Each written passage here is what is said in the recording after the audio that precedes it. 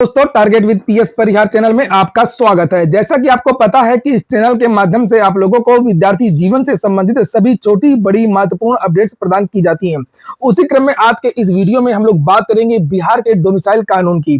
2 दिन पहले बिहार सरकार की एक कैबिनेट बैठक हुई थी जिसमें 20 प्रस्तावों को मंजूरी दी गई थी।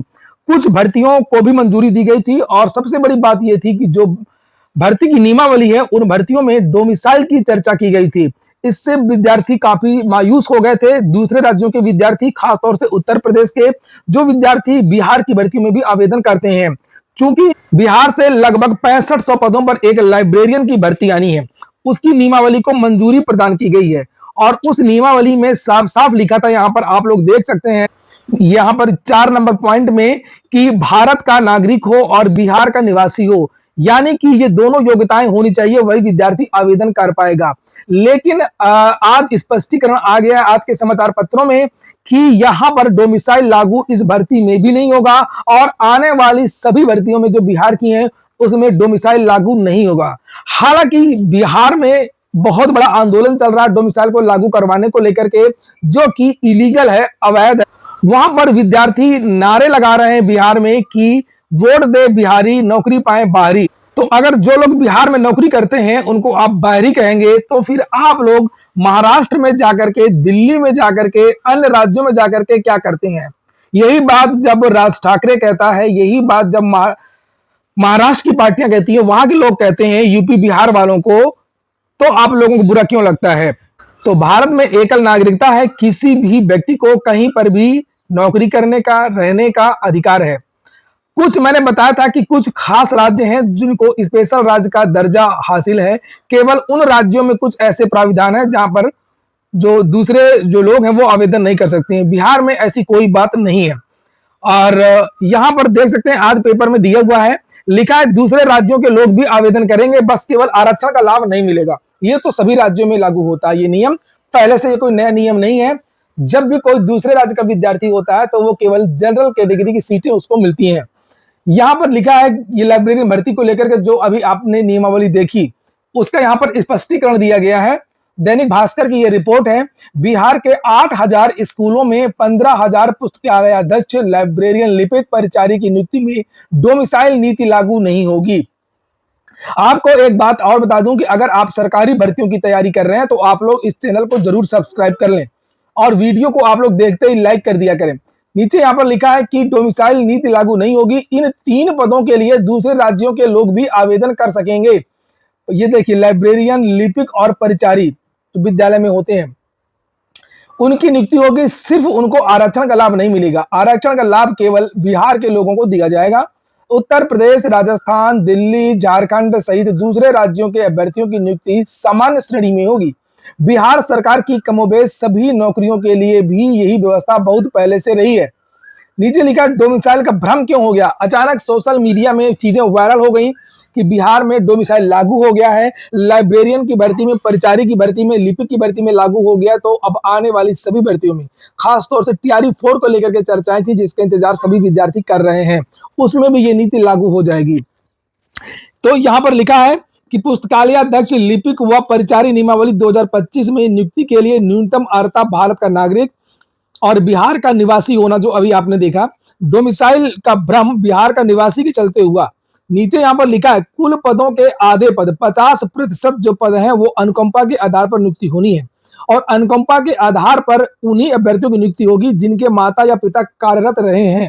तो जो अनुकंपा का लाभ मिलना है वो बिहार के लोगों को ही मिलना है, 50% सीटें, इसीलिए वहां पर लिखा था। ये देख सकते हैं आप लोग, भारत का नागरिक और बिहार का निवासी।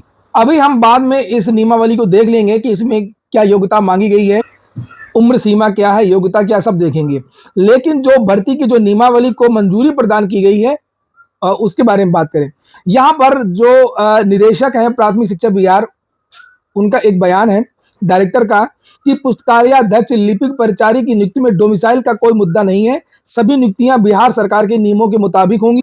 नीचे बीपीएससी के सचिव का भी बयान है। ये देखिए, लिखा देश का नागरिक कहीं भी नौकरी या रोजगार कर सकता है। जो बात मैंने बताई और हमेशा मैं बताता भी रहता हूं, क्योंकि ये मामला कोर्ट में जाता, कोर्ट तुरंत ध्वस्त कर देती।